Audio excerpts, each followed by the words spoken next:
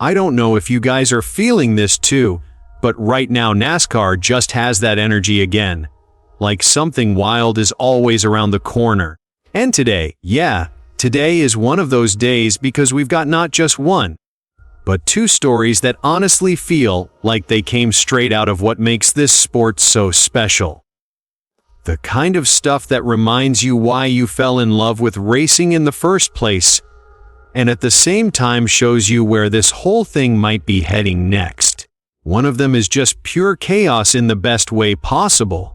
The kind of thing that makes you sit back and go, yeah, this is the most NASCAR thing ever. And the other, that one actually matters a lot for what we're about to see on track. Like, it could seriously shape how this race plays out. So, yeah, we got to talk about both. But first, real quick, if you're a true NASCAR fan, go ahead and hit that like button, subscribe to the channel. This is NASCAR Turbo Report. We're just getting started, trying to hit 11,000 subscribers. And if you love real, honest NASCAR talk, you're in the right place. Let's talk about this first story because honestly, I'm still smiling thinking about it. So Cleetus McFarland, Garrett Mitchell himself, just dropped a video that has the entire racing world talking right now. And not because of a race, not because of a championship, but because he basically took something completely ridiculous and made it unforgettable. He showed up at Talladega Superspeedway, one of the most intimidating tracks on the planet, with a fleet of cheap, beat-up Crown Victorias. And I'm not talking about a test session, not a promo event music, not some corporate activation. This was literally just a group of guys who love racing deciding to find out how fast those cars could go at Talladega. And then it gets even crazier because he didn't show up alone. We're talking about 3 active NASCAR Cup Series drivers joining him: Brad Keselowski, Chris Buescher, and Ryan Preece. Let that sink in for a second. Cup drivers at Talladega and Crown Vics. That's insane. And if you somehow don't know who Cleetus is, which honestly at this point in NASCAR, you probably should, this dude built his name on YouTube going fast and doing wild stuff with cars.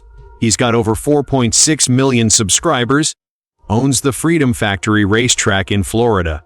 But here's the thing, he's not just a content creator anymore. He's actually becoming a legit racer. In 2025, he ran ARCA races at Talladega and Charlotte and finished top 10 in both. Then in 2026, he made his Truck Series debut at Daytona. And now he's officially set to drive the number 33 Chevy for Richard Childress Racing. That is not normal. That is a rocket ship trajectory. So when he links up with guys like Keselowski, a Cup champion and co-owner of RFK Racing, plus Burr, who's sitting 7th in points early in 2026, and Preece, you start realizing this isn't a joke anymore. This is real respect. Now, let's talk about what they actually did. Talladega is a 2.666-mile monster with 33 degrees of banking. Cup cars hit over 200 mph there.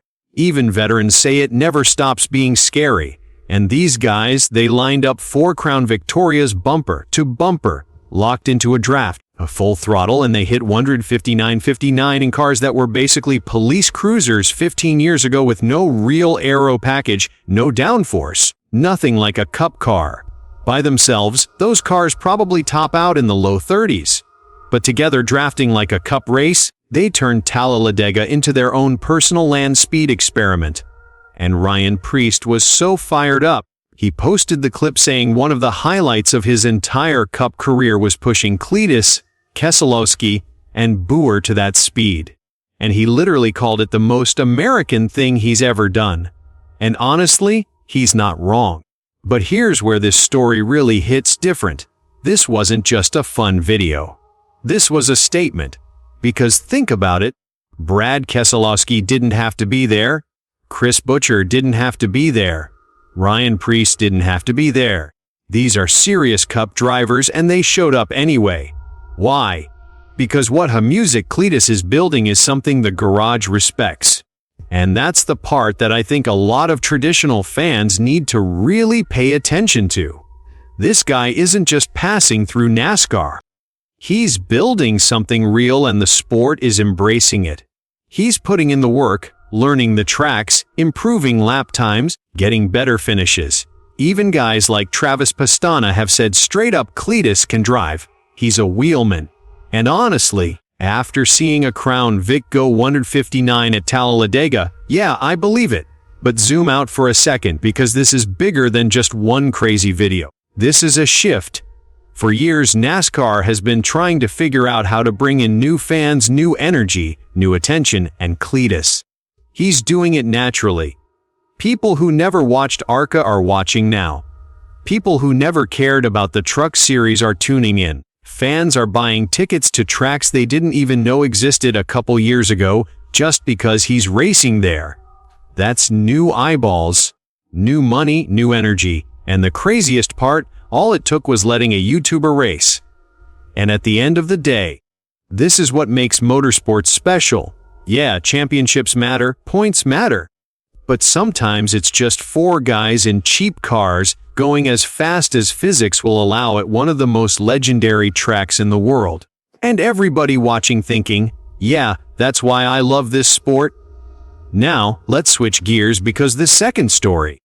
This one actually matters a lot for what we're about to see on track. We're talking about the full starting lineup for the NASCAR Cup Series Cookout 400 at Martinsville Speedway.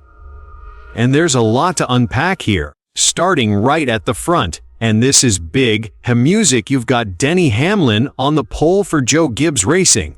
And right next to him, William Byron from Hendrick Motorsports. Now think about that for a second. Those are the winners of both Martinsville races last year, starting on the front row together again. That is not random. That's experience. That's rhythm at this track.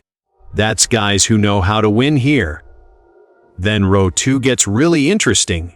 You've got Josh Berry putting that Wood Brothers racing car in third, which is honestly huge for that team. And alongside him, Ty Gibbs in fourth, another Joe Gibbs racing car right up front.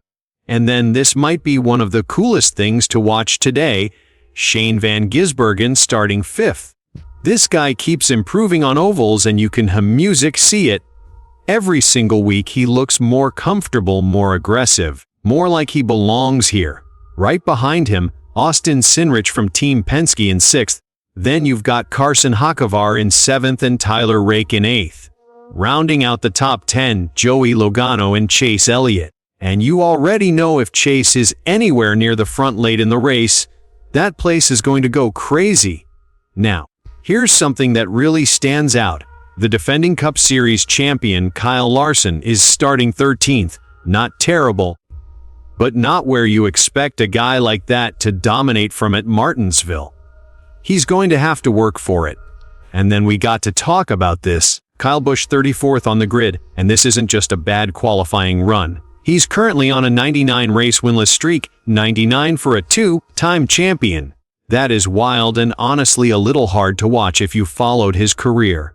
Now, let me run through the rest of this field because there are some important names scattered all over this lineup. 11th is Christopher Bell.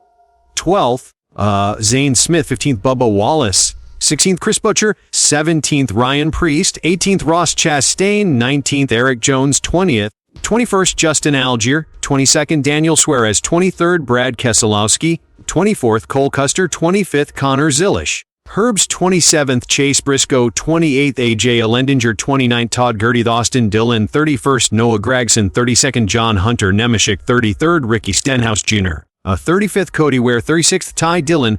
And starting 37th, Austin Hill. That's the full field. And here's the thing about Martinsville. Starting position matters a lot. Track position here is everything. It's tight, it's aggressive, tempers flare, and if you're buried in traffic, your day can go bad real fast. So, when you look at this grid, Hamlin on pole, Byron next to him, Gibbs right there, Shane Van Gisbergen in the top 5, this race could get intense early. And then you've got guys like Larson trying to move forward and Kyle Busch basically needing a miracle just to get into contention. That's pressure, that's storyline, that's Martinsville. And honestly, this is one of those races where strategy, patience, and just surviving the chaos might matter more than outright speed. So yeah, between what we just saw at Talladega with Cleetus and those Cup drivers, and now this lineup heading into Martinsville. NASCAR feels alive right now, like anything can happen. And that's exactly how this sport is supposed to feel. If you made it this far, drop a comment who you got winning this race. And hey, don't forget to like the video, subscribe to NASCAR Turbo Report. We're still a new channel trying to hit 11,000 subscribers. And if you're into real NASCAR talk like this, music, you already know you're in the right place.